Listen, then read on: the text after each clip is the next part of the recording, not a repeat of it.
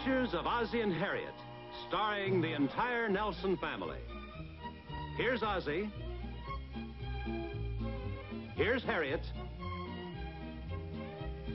Here's David. And here's Rick. Here they are, America's favorite family, the Nelsons. And quiet, folks. Let the Swami concentrate. The clouds are clearing away. I see a beautiful girl. She has a lovely smile. And she's with Kent. Well, naturally, he's my date. They're standing out on the balcony, and he's kissing her. That's not true. Yes, it is. I see it very clearly. She's wearing a pink dress. Oh, this dress is beige. She has blue eyes. My eyes are brown. And she has red hair. And my hair is brown. Hey, wait a second. Who's kissing my date on that? Thank you, honey. Here I am. He's only kidding. Yeah, either that or you got back awfully fast. Oh, and I'll get you. Please, let's have a little respect for the Swami. Okay, who's next? Now, we just have time for one more. How about Jackie? All right, Jackie, you're next. All right, now, quiet, folks. Let the Swami concentrate. He knows all, sees all. He can look in the crystal ball and tell you your innermost secrets. I think maybe I better pass. Too late. You are already under the spell of the Swami. The clouds are clearing away. It's Friday night, and you're at the movies. And you're sitting in the balcony. Oh. Did you hear that, folks? What else, Swami?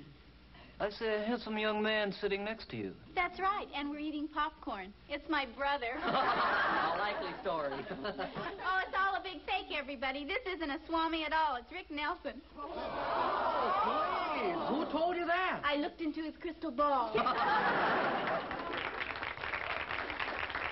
right, folks, sorry. I'm afraid that's all for tonight. The Swami is very tired. Well, all right, just one more. Me? All right, Kathy, come on. Sit right down and let the Swami concentrate. Now look into your crystal ball and tell us what you see. It's summertime. Yes, sir? Lieutenant Jones, Bunko Squad. Oh, yes, sir. Oh, we've had a report that there's a man here posing as a Swami or a fortune teller or something. Oh, no, sir. Somebody must be kidding you. Oh, who's that in there? It looks like a Swami to me. Well, that's just one of our fraternity brothers.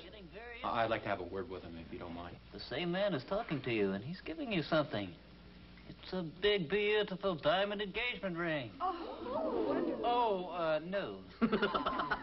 It's not exactly an engagement ring. It looks more like a fraternity pin. Yes, that's it. A big, beautiful diamond fraternity. Thank you, Kathy. And thank you one and all for your kind attention. Rick, there's a detective here from the Bunko Squad. The Bunko Squad? What?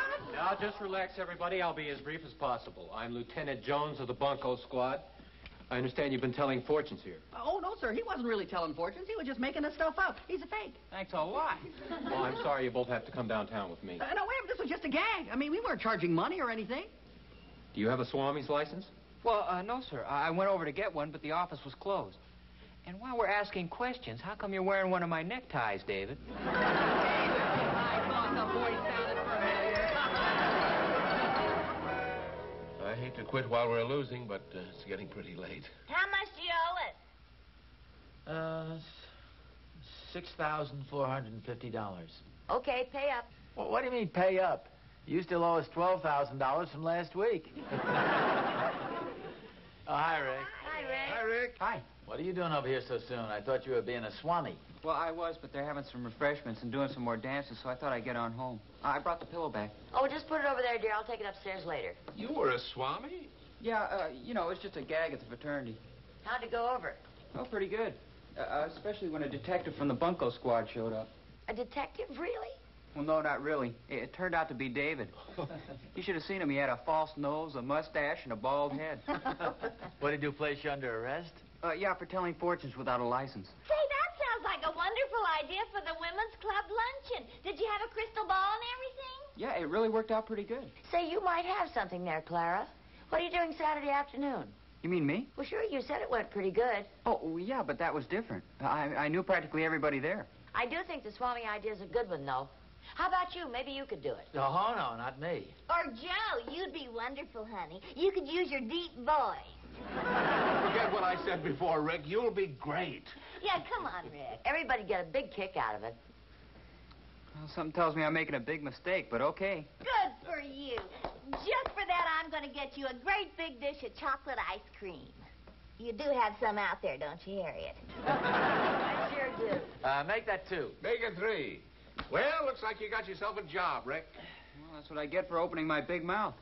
I think it'll be a lot of fun. You don't think we ought to tell the other girls, do you? I mean, about Rick being the Swami? Oh, gosh, no. I think it'd be much more fun if we kept it a secret. So do I. They'll never guess.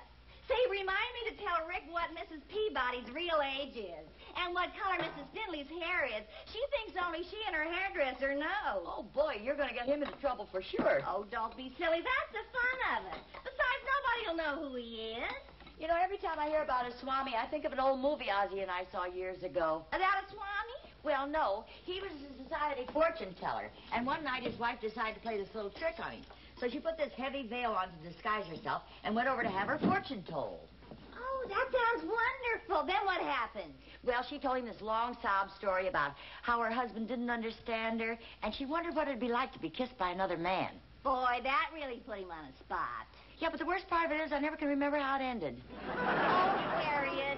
You know, it's too bad Ozzie isn't going to be the Swami. It'd be a funny trick to play on him. Boy, would I like to get Joe on a spot like that.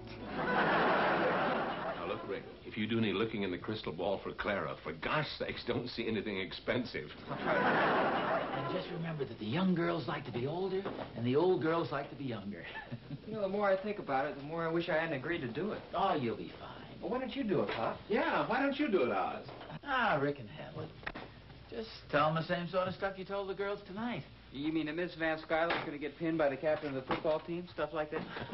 Of course, you have to change it around a little to suit a different age group. Well, that's what I mean, Pop. Why don't you do it? Yeah, why don't you, Oz? Oh, in the first place, I know all these girls so well, and they know me. Hey, that's it. Don't tell anybody it's you. I don't know. Well, heck, if you don't want to do it, I will. I'm funnier than you are anyway. Well, no, I haven't turned it down yet. I think I'll wear a beard and big black bushy eyebrows. You're not playing the part. I am. Oh, thanks a lot, Pop. Yeah, congratulations, Pop. No, we don't say a word about this to anybody, not even Clara. What about Mom? But especially not your mother. I want to have a little fun with her. And if your act doesn't come off, you can blame Rick. Hey, that's a thought. Be careful what you say, Pop. Hey, here's another idea. Why don't I be your assistant? No, please, Joe. I'm sure I can handle this myself. I'll bring the costume over tomorrow. Okay. What's this about a costume? Oh, Nothing at all, dear. What do you mean nothing at all? We were just talking about the costume Rick was wearing tonight. Why does he have to bring it over here? Harry, this ice cream is delicious. Well, it's the same kind we always have. Really? It's the best chocolate I've ever tasted. Oh, yeah, just great. I gave you strawberries. That's what I said. It's the best strawberry I ever tasted.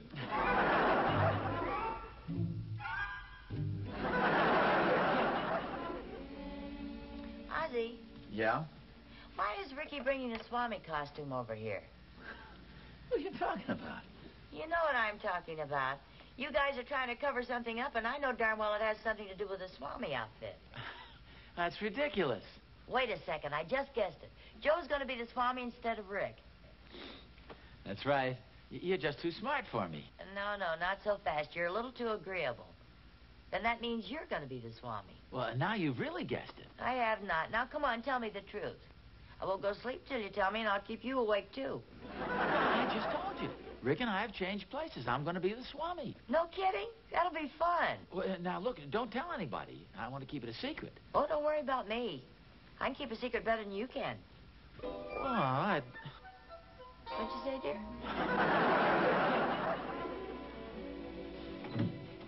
Hi, Mr. Randolph. Hi, Dave. Come on in. Oh, thanks.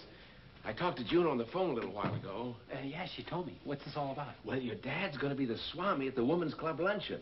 No kidding. How about that? Don't tell anybody about it. No, I won't. This isn't the Swami outfit, you know. Oh, yeah, I know. I thought I'd pull the same trick on him that you pulled on Rick the other night. Oh, that ought to be pretty funny. I'll bust in there with this badge and these handcuffs, and I'll really throw a scare into him. Say, maybe you better show me how you put this stuff on. Oh, sure. This thing goes on just like a hat. Oh, yeah.